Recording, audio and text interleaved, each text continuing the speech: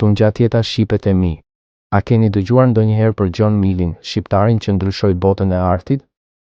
Ai lindi në vitin 1904 në Korçë dhe më pas emigroi në SHB, ku studioi inxhinieri elektrike në MIT.